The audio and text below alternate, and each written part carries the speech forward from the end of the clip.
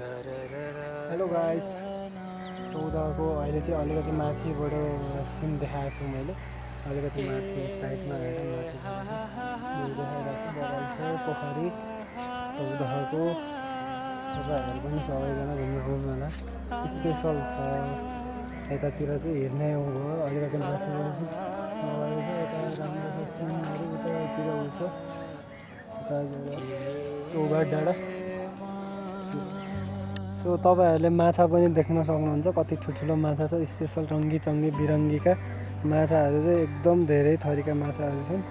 यतातिर कस्तो छ, यस्तो छ स्पेसल। यतातिर चाहिँ चौघाट, यतातिर चाहिँ अब अघि भर्खर हामी त्यहाँ डुलेर आएको के मन्दिर छ त्यहाँ। यतातिर यस्तो छ, बबाल छ, राम्रो छ गाइस। सो अब मैले यहाँबाट पनि देखाएँ तपाईँहरूलाई सिन कस्तो लाग्यो टौदाको सिन। अरू पनि तपाईँहरूलाई देखाउने नै छु।